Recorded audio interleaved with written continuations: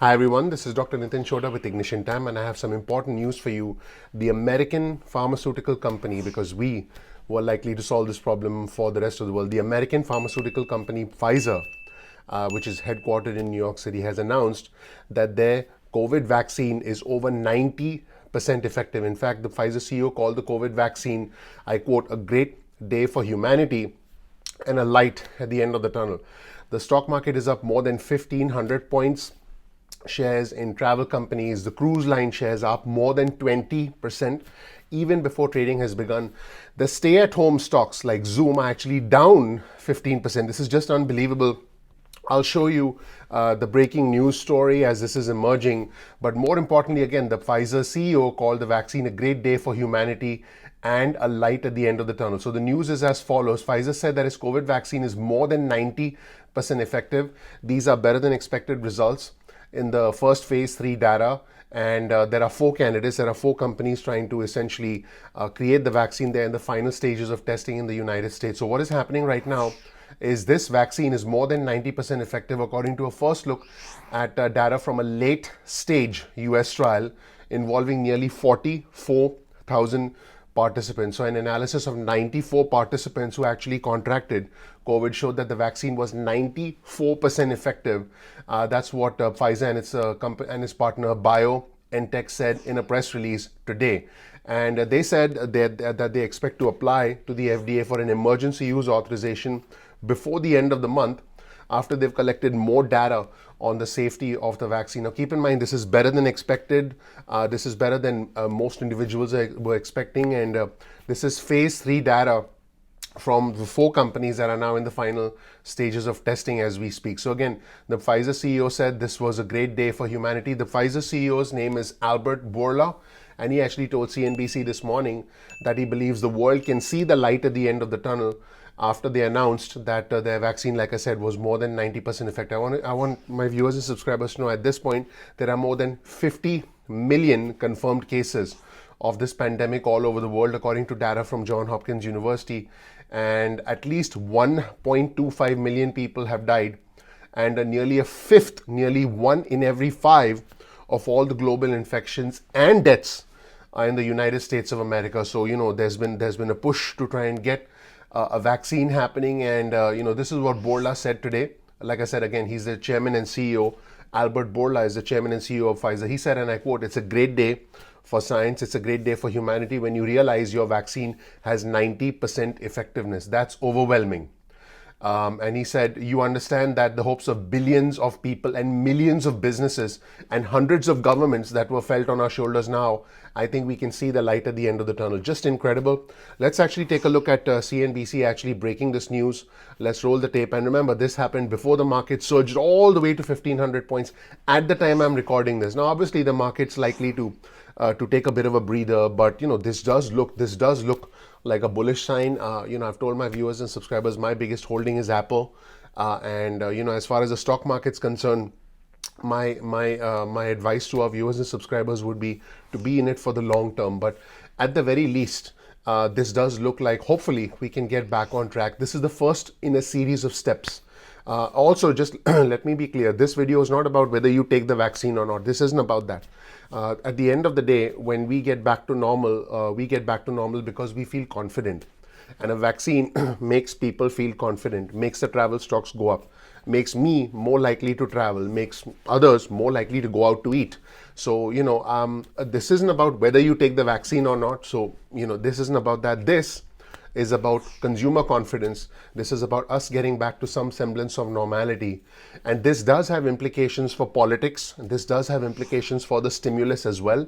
I'll be covering that in other videos on our channel today. So if you're not a member, if you're not a subscriber of our channel yet, please consider subscribing. Please enable notifications and become a part of our community. But first, let's take a look at what CNBC had to say and when they actually broke this news. Let's roll the tape. Welcome back to Squawk Box, everybody. We have some breaking news from Pfizer. Meg Tirrell joins us right now. Meg, good morning. Good morning, Becky. This is the news that we've been waiting to hear. Pfizer and BioNTech reporting the first results from their phase 3 vaccine trial, saying that in this interim look, the vaccine showed to be more than 90% effective in preventing COVID-19 cases. Now, this is the first look we're getting at any of these efficacy studies of COVID-19 vaccines, and it is much higher than analysts had been expecting or modeling. Now, this is based on seeing 94 infections of COVID-19 in the trial. We don't have a formal breakdown of all of the data, but Pfizer and BioNTech saying based on the breakdown of cases of those 94, there were so many more on placebo than on vaccine. That's how they get to that 90% efficacy level. Now, they also say no serious safety concerns were observed in the trial so far. They plan to file with the FDA for emergency use authorization after they reach a safety milestone of 2 months follow-up on half their participants, which they expect to reach in the third week of November, which essentially is next week.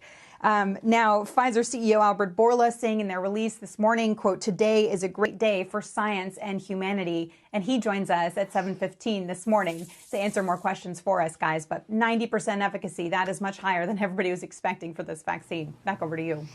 Hey, a great day for humanity, great day for science, great day for the markets. Check this out, because if you were watching the futures, we added about 300 points on the Dow futures as you were reporting this news, Meg. We'd been up about 380 points. You can see right now the Dow futures are now up by about 690 or 725 points. You can't even keep up with this because it's moving so quickly.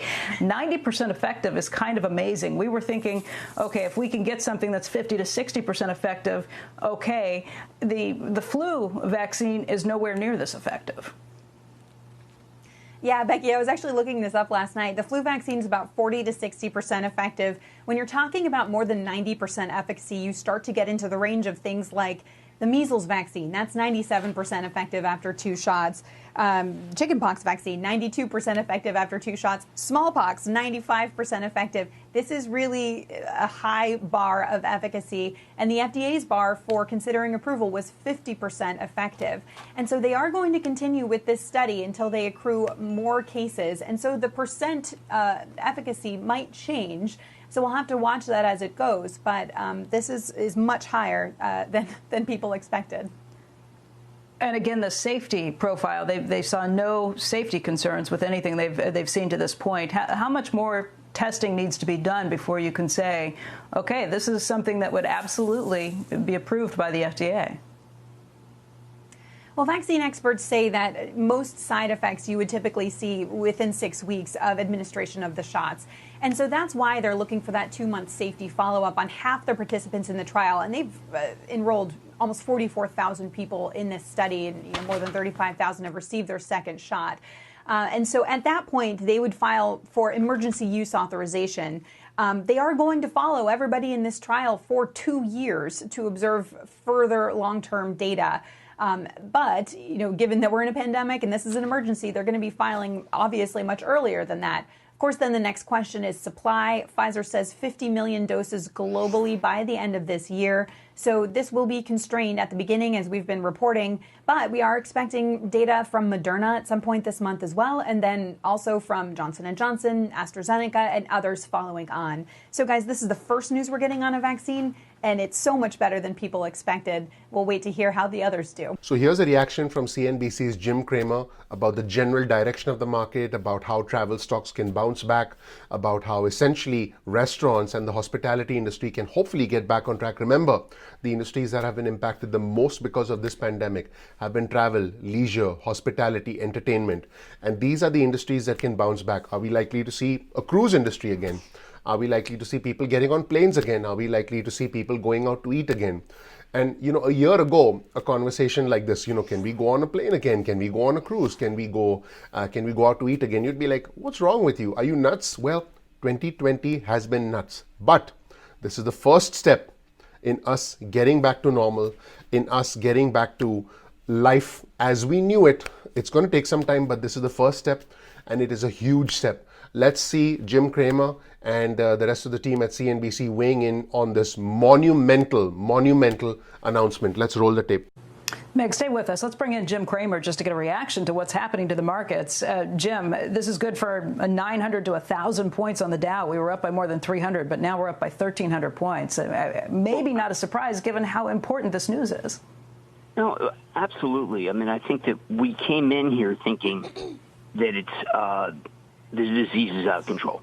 There were some states where we just felt, look, we just lost any ability to contain, that there really wasn't anything we could do.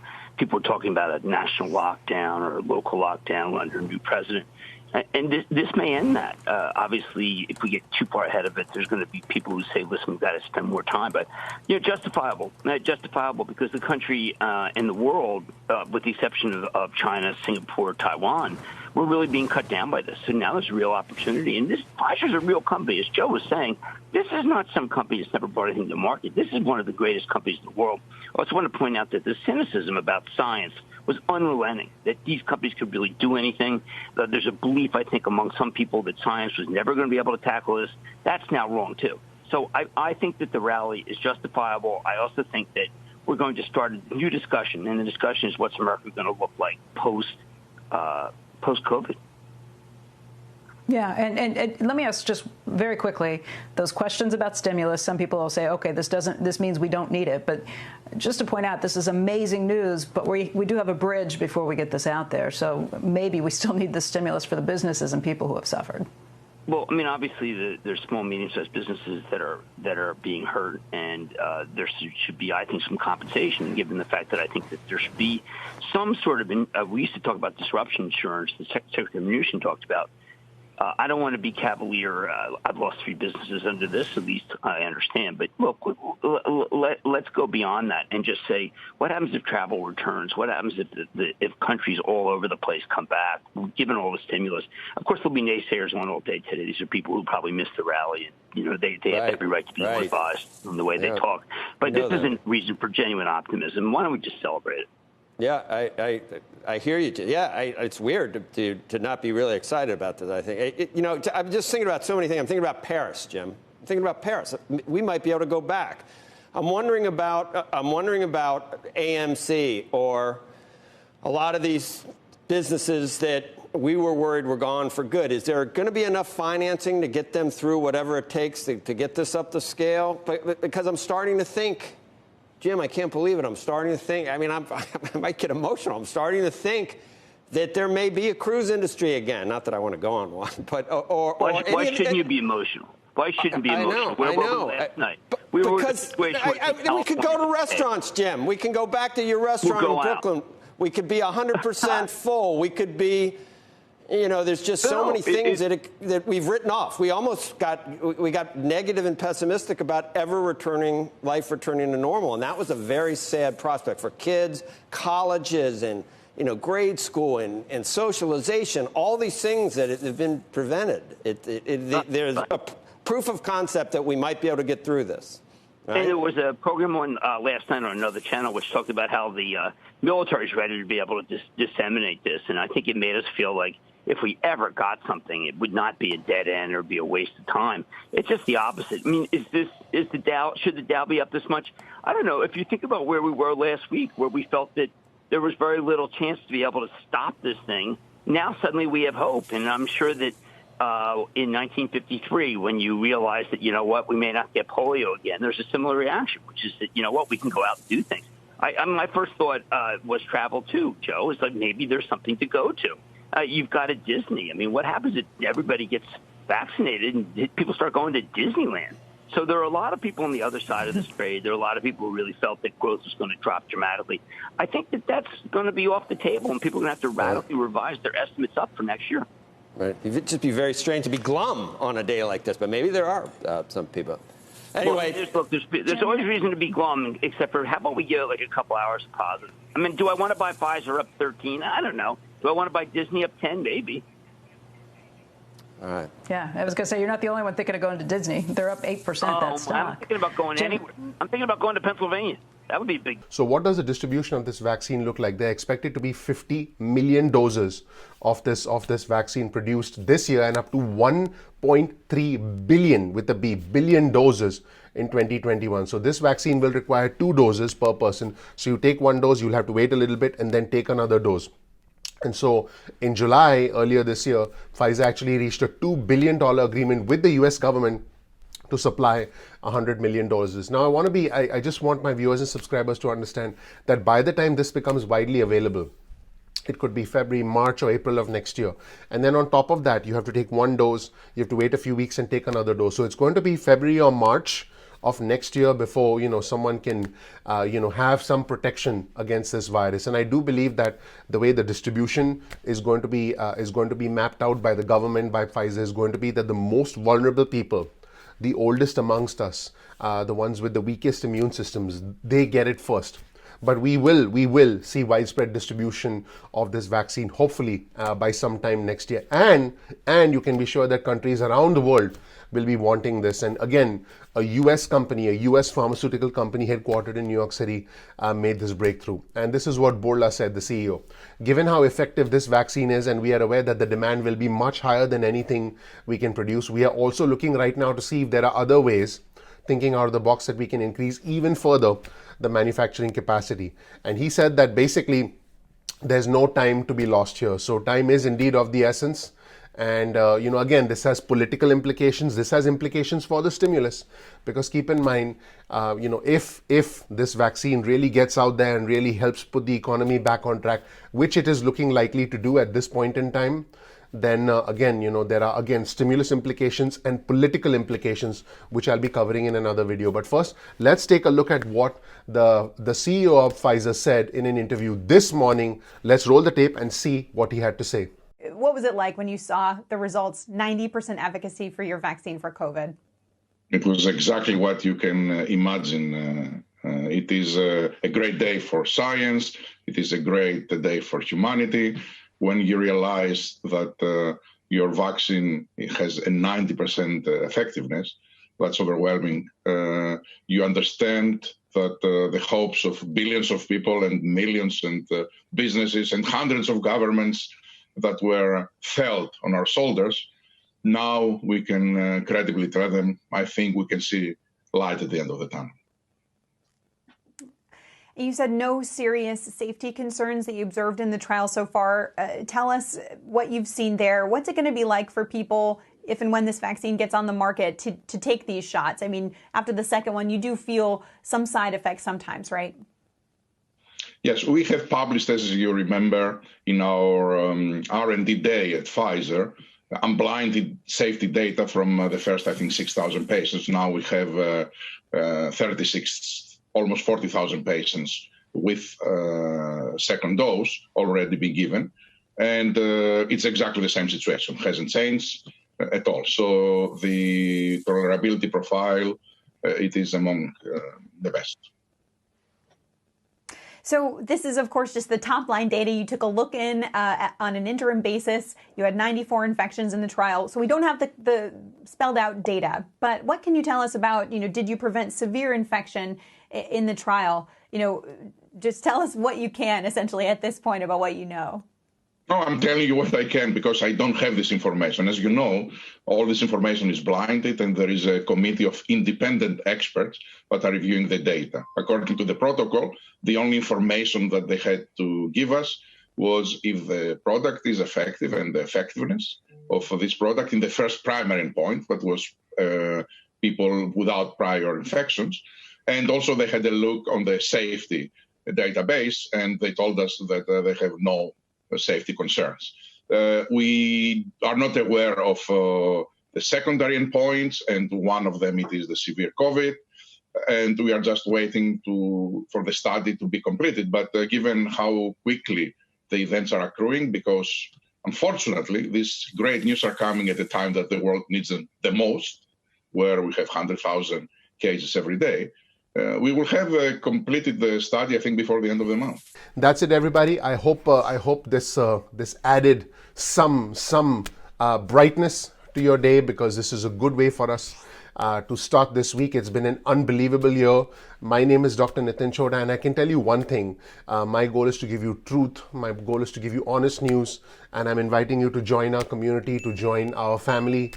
Please subscribe, please click notification, please enable notifications, and if you learn something new from this video, please like the video and please share it with family and friends. Thank you so much for watching. Once again, my name is Dr. Nitin Chhoda with Ignition Time. I'm looking forward to seeing you in the next episode of Ignition Time. I'll talk to you at length in other videos about the political implications of this, the stimulus implications of this.